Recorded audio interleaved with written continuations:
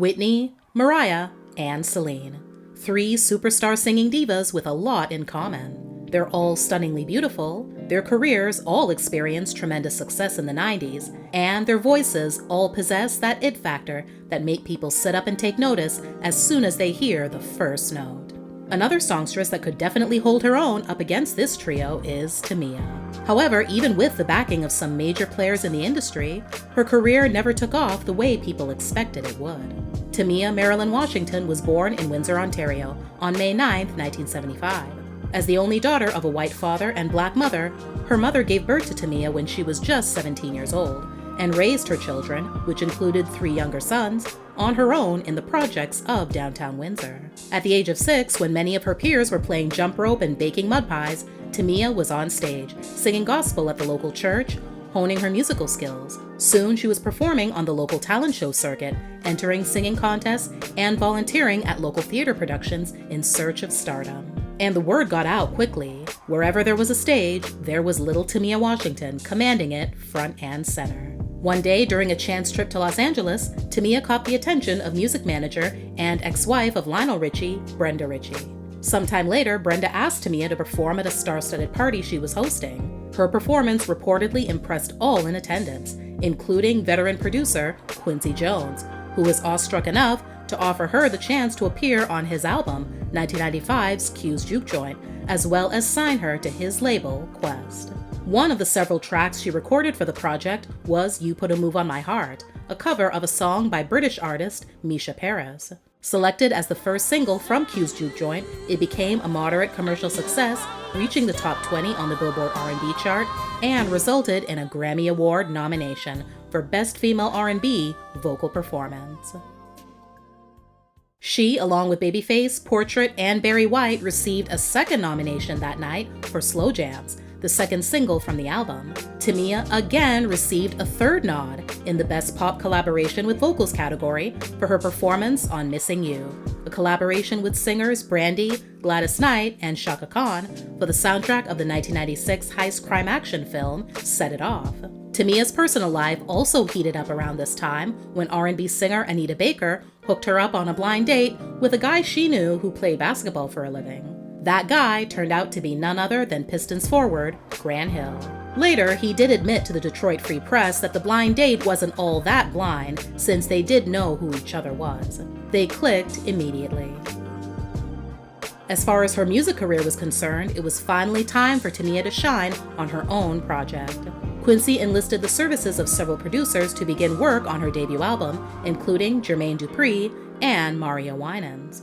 Tamia's self-titled debut album dropped in April 1998 to mixed reviews. Critics complimented Tamia's vocal performance and the progression from her earlier recordings, but found the material uneven. 5 singles were released, including So Into You, the song that fared the best out of the bunch, becoming a top 30 hit on the Billboard Hot 100 and top 10 hit on the R&B chart. I can't really explain it.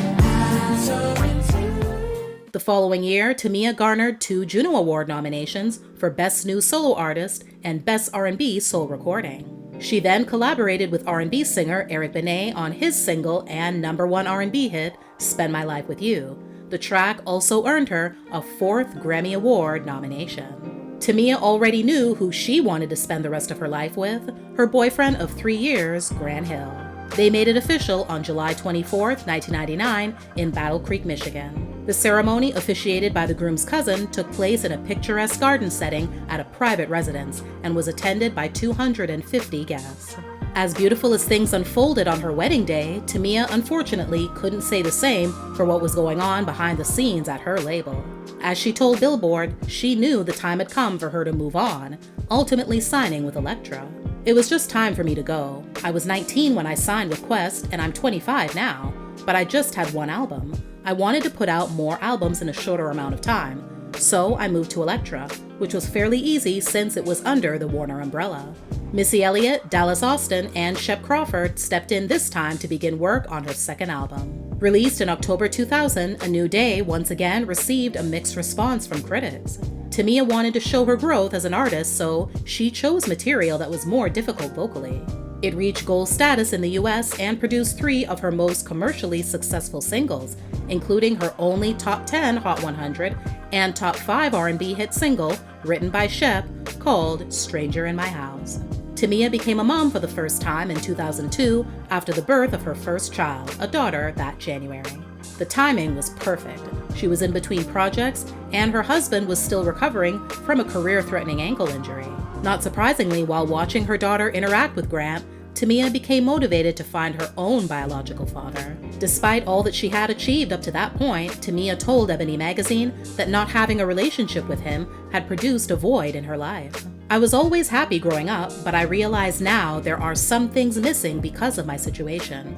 Now that I have a child, I know the importance of having a father in the household. In 2003, Tamia collaborated with rapper Fabulous on his hit Into You, based on her 1998 single So Into You. Around this time, Tamia's health took a scary turn. Amid the recording of her next album, she was diagnosed with multiple sclerosis, a debilitating disease of the central nervous system that affects the brain and spinal cord. She'd been experiencing mysterious bouts of fatigue and numbness in her hands, feet, and legs, and couldn't figure out what was wrong. Since she now had to prioritize her health, her work took a back seat. When the doctors at Duke University Hospital gave the family the news, everybody started crying, except for Grant. He knew he had to be the strong one, just like when he had his ankle problems and Tamia was strong for him. He also knew they would fight it and everything would be okay.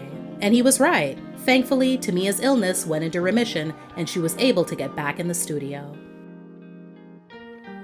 More was released in April 2004. In support of the album, Tamia was featured as a special guest on the Verizon Ladies First Tour, co-headlined by Beyoncé, Alicia Keys, and Missy Elliott, which became one of the biggest concert tours of the year. In order to gain more creative control over future projects, Tamia left Elektra amid its merger with Atlantic Records and decided to go independent, founding her own record label, Plus One Music Group.